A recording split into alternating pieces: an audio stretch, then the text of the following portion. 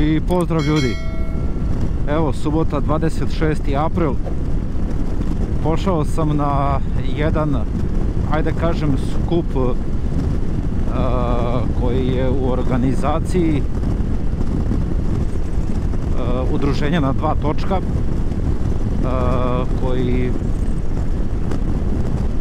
koji vodi moj prijatelj i možda jedan od najvećih ljudi koji me podržavaju u tome da nastavim da snimam za YouTube, Jovan sa kanala Samo skuteri.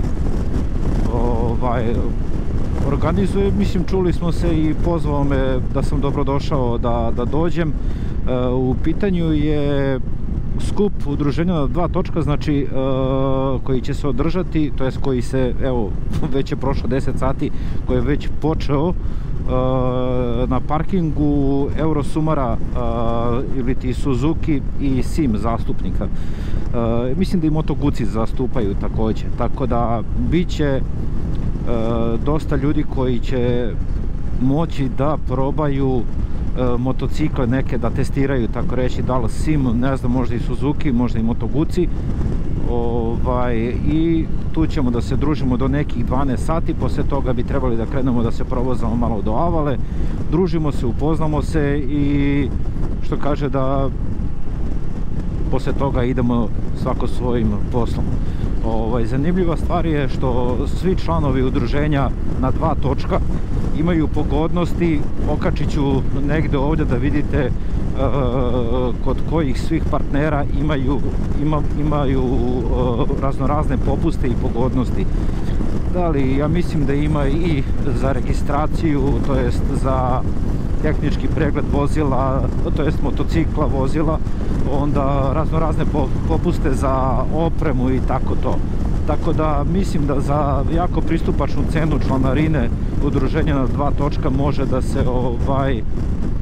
da se uštedi dosta tokom godine kupujući opremu neku koja nam je uvek potrebna, nama na dva točka.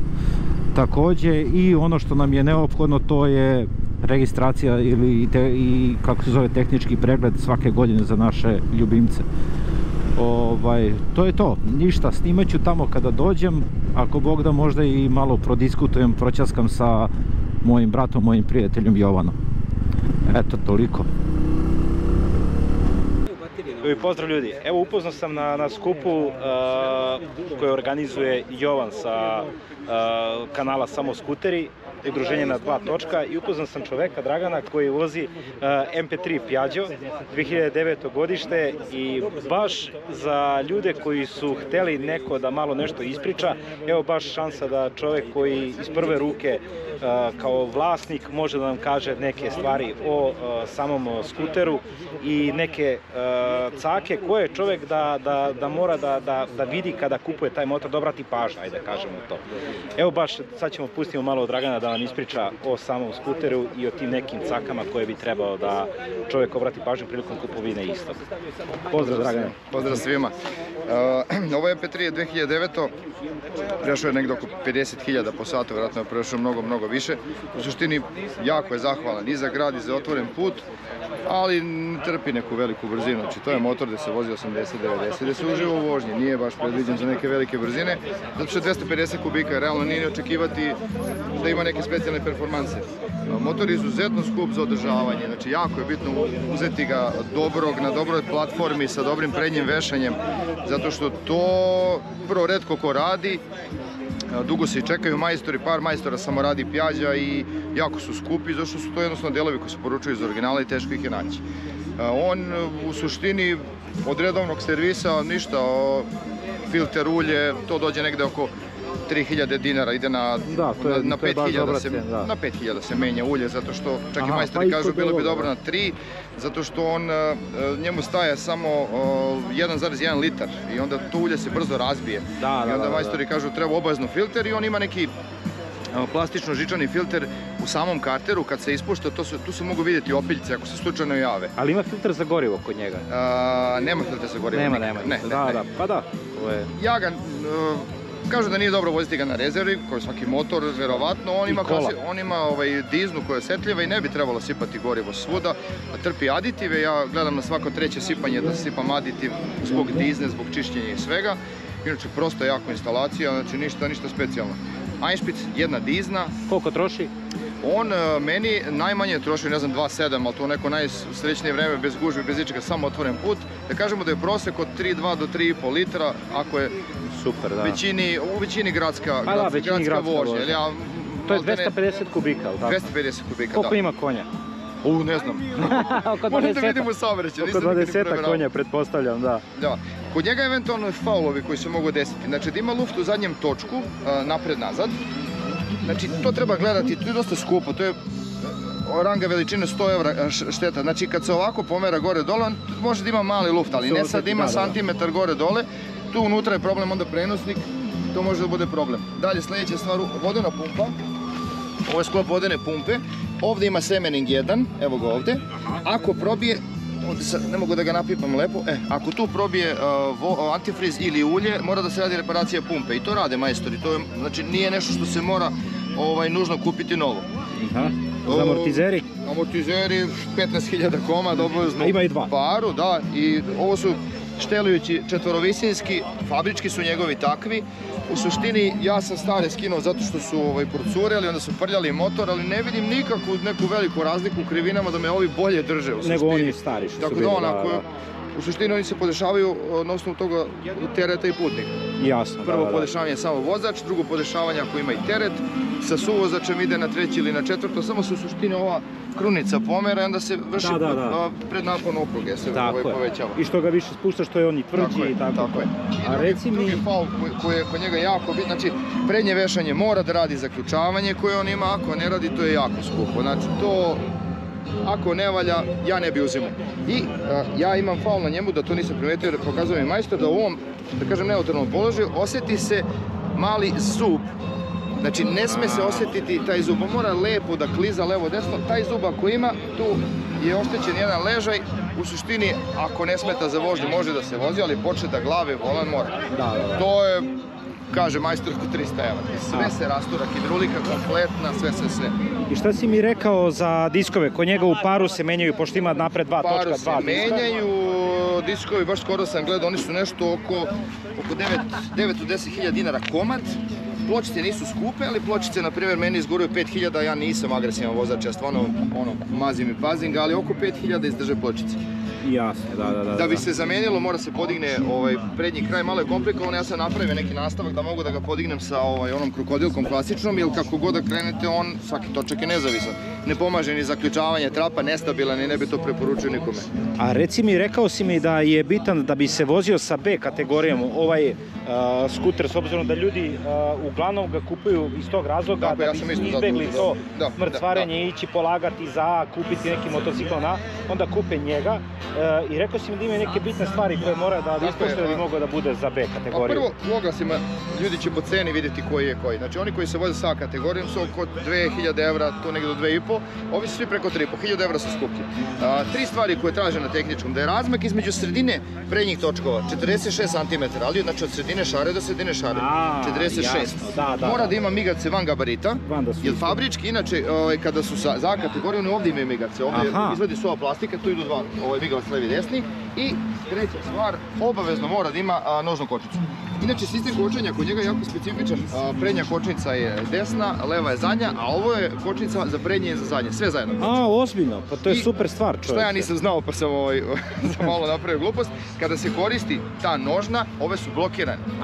I onda nema kombinacije, ili kočiš rukama ili kočiš nogom. Tako da nema zezanja. Ovaj nema ABS, jako je osjetljiv na klizavo, na vodu, znači nema divljanja, dva prsta kočenje, znači kao sa ozbiljnim motorom.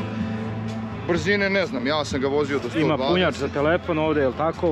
To je aftermarket dodavano, nije fabričko, ali znači i koristi se. Pa dobro, zbog navigacije, znači sam kad kreneš za pola sata, možeš da potrošiš bateriju.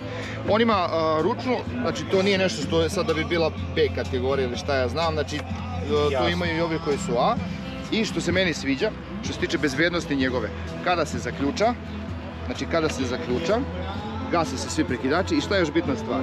Ručna ostaje blokiran dokle god se ključ ne stavi. Tako da on ima 200 kg, teško će ga neko preneti baš za ljude koji se brinu, koji su u gradu ili nešto, znači dok se ne odključa, ne može da se odblokira zadnja kočnica. Da. Ovo si dodao, dodatak vizira si uradio. To sam dodao, zato što za njega je teško naći veliki vizir da nije oštećen. Veliki vizir inače dođe do ovde otprilike, ali je bolji zato što je širok, štiti ruke. Za zimu je jako dobar. Međutim, ne mogu da ga nađem i onda sam kupio ovaj nastavak. Jer sad ovo može da se kupi u Novom Sadu za, ne znam, 4-5 hiljada dinara, a na AliExpressu je mnogo jeftinije. Nije to nikakav kvalitet, već je požute, ali meni služi mi isključivo da mi skrene, da mi udare, da. I ne držim ga nikad ispred, jako se loše vidi kroz njega, možeš da snimiš. Ja ga držim isključivo, znači da mi podigne struju vetra, da mogu da vozim bez neke preterane buke. Jasno. A reci mi, što se tiče prostora za odlaganje nekih stvari i tako to, meni deluje da kod njega ima dosta tog prostora. Jako je velik. Znači, on ispod sedišta i ovog epeka, ja ću otvoriti da vidiš, znači on ima preko 80 cm dužine i širine nekdo oko 40 cm. Sve se otvara na dugme što se toga tiče i otvara se na ključ. Ovo je ovaj prvi prostor, da kažemo, ispod. Za nešto na dohvat ruke. Znači ovdje full face kaciga stane, ovdje je kao fabrički alat, ovdje je akumulator. I kada se skine ovaj poklopac, tu se pristupa motoru, pregled ventila, pregled dizne, pregled termostata, znači sve može da ode bukvalno 2 zavrtnja i vidi se sve. Svećica odavde, ne znam, odavde se vide sajle.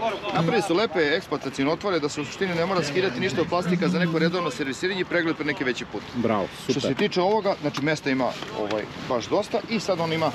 Ovo bi preporučio ljudima, znači ko planira da uzme MP3, da uzme sa fabričkim nosačem kofera, zato što... Malo skuplji smo rekli, ali je...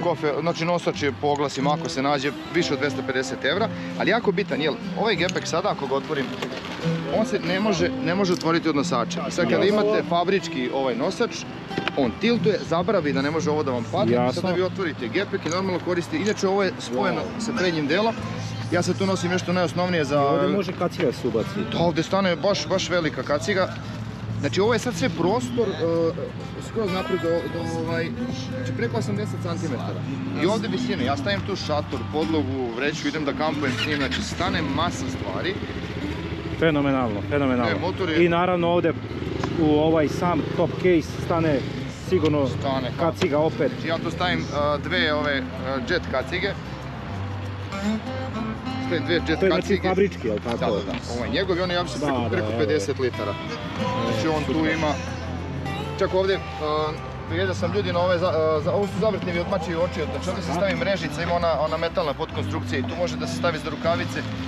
Inače, znači puni se do cele visine. Da, i koliko ima prostora u samom poklopcu, toliko može se puniti. Ne kažem ja kampujem, ja tu stavim kompletno za kuvanje, plinski rešo, komplet šerpi, lonci, gluposti, znači napunim baš dosta tu i ne osjeća nešto ni dva putnika, šta ja znam, više to treba se navići na te duple točkove, savršen je za grad, zbog šina, zbog belih linija, nije mi se desilo nijednom da proklizam ako nisam nešto, bo prednju kočnicu, amaterski, ja naučio kako se s njim radi.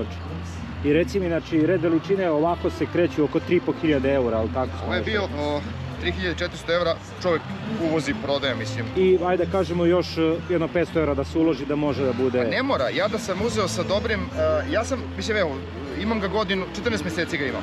Znači ja sam gume zamenio zato što su gume imale fenomenalno šaru, su bile jako stare. I onda u priči s nekim ljudima koji voze duže nego ja, bolje da zameniš nego da rizik. Pogotovo što ja vozim klinca, vozim suprugu tu. I gume sam morao da zamenim, ali opet sad, za gume su, ne znam, do 5.000 su prednje. Idu naravno u paru, kod njega je sve duplo, mislim, to mora planira da ga uzme, mora da računa, ali nije to sad stalno ulaganje. Ja sam, u svojom prešao 6.500.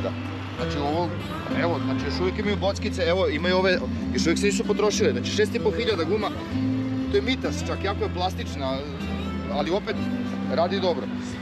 Znači, ja sam od većih ulaganja imao zamenu tih zadnjih amortizera koji su bili, kažem, procureli su i nerviralo me što prlja motor.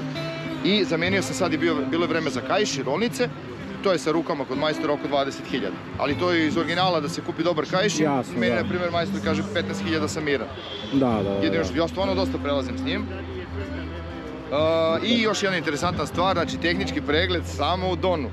Jer nema, on ide na tehnički pregled koji radi, da se rade poljoprivredne mašine, radne mašine i traktori.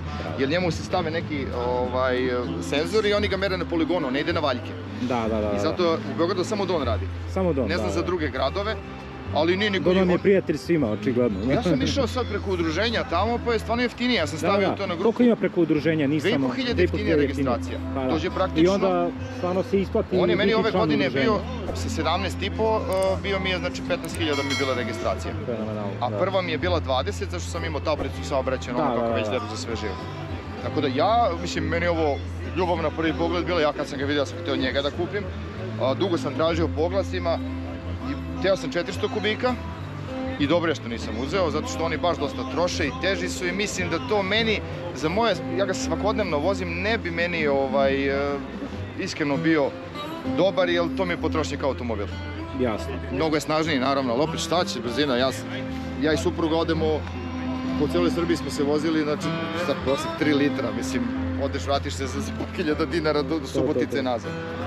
Dragane, neću te maltretiram više, nadam se da ćemo se družiti, što kaže, voziti se negdje zajedno, provozati, a možda i otići na neku turu, ali to o tom potom. Hvala ti još jednom i nadam se da će ovaj snimak nekome biti od koristi. Nadam se.